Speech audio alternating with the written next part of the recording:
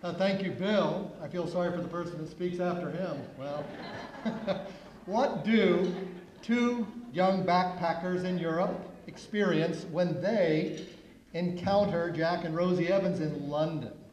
Well, try on Mahler's Ninth Symphony, performed by the Royal Philharmonic, a stage production of King Lear, performed by the Royal Shakespearean Theatre's Players, the British Museum of History, a tour of Cambridge, followed by a dinner featuring French cuisine, and then a picnic at Hyde Park, complete with Rosie's bountiful picnic delights, and then an evening cocktail hour to meet their friends, all of this in just 4 brief days. One of those fortunate backpackers is here tonight. His name, Bob Mulhern, and he, as well, met Jack at Arizona State University as a freshman, and as we say, as you look at the table to my right, the rest is history. So we'll invite Bob up to share his honor.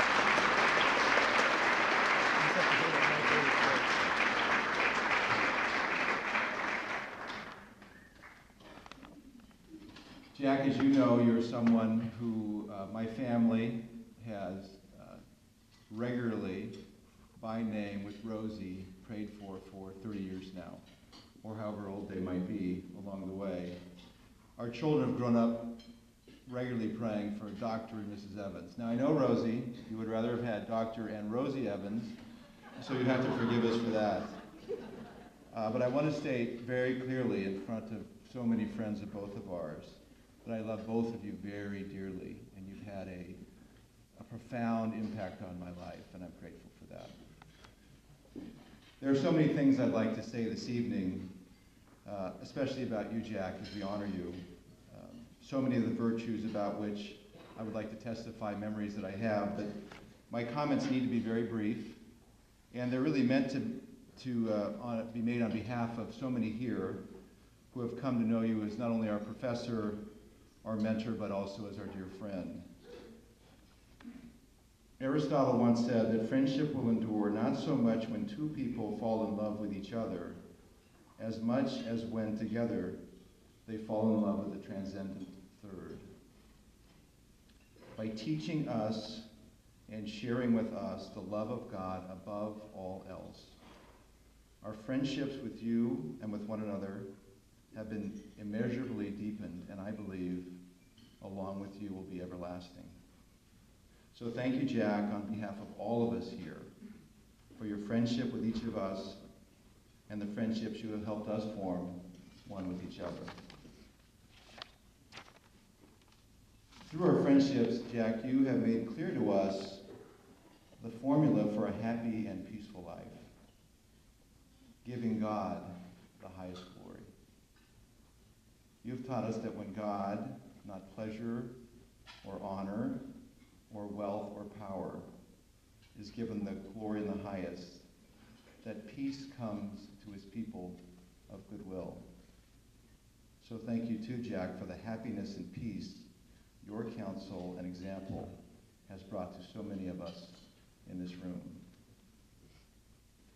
Jack, your life and love for others has inspired us, as it were, to bring on a new manner of seeing in our lives, a new proposition for living.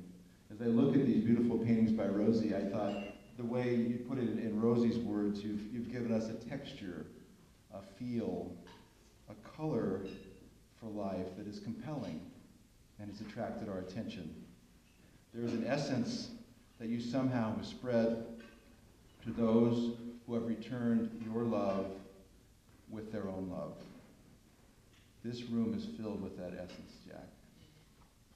So thank you for changing so many of our lives for the better.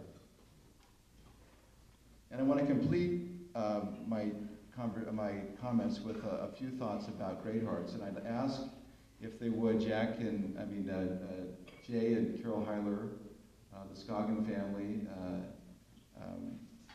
Dan and Andrea, Emma and Maren, and then the Mulherns. There's a lot of us here: Tina, John Paul, Mary Claire, Catherine, Sarah, Joseph, Christina, to come up just a minute right in here. And if Jack, if you could come, I'd just like to honor you with all this about you to make just a quick honoring with you as our families here.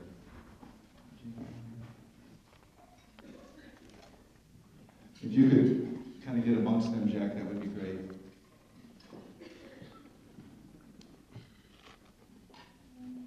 So Jack, because of you, the Great Hearts Network has a spiritual heart, and that is your heart, as well as the hearts of those who your vision has drawn to the Academy. I'm going to stand over here, John, also so I can see you. And all of these kids, and this isn't even all of our kids, there's 16 of us between the families, as we've benefited by your vision in a tremendous way, there are 500 other children today that, in a way, by God's grace, have their hearts linked together with yours, and the Great Heart at the center of this whole academy. And we're grateful for that. And if Great Hearts were to have a physical heart, it would be the new 56th Street location, where Veritas Archway will have 1,000 students and the headquarters will be. And if that 56th Street site had a heart, has a heart, it would be the library. Where all the great books will be studied from the academies, and other great works of Western tradition and conversation will reside. And that library, at the very heart of all we have been blessed to help create, deserves a fitting name. A name worthy of such a hallowed space. To that end, the Scoggin, the Heiler, and the Mulhern families have banded together to secure that honored name for a dear and honorable friend. So I'm pleased to announce that tonight that the library at Veritas Preparatory Academy will be called from this day forward the John X. Evans Library.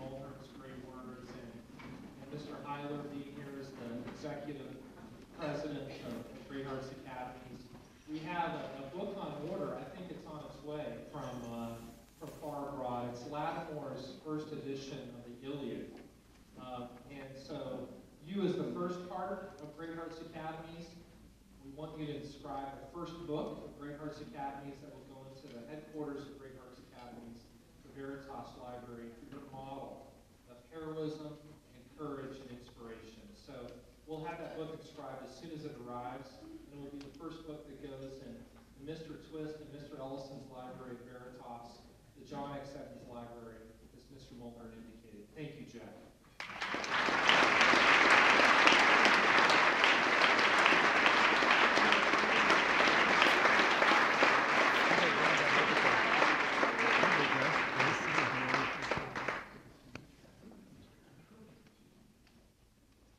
Get a microphone back here.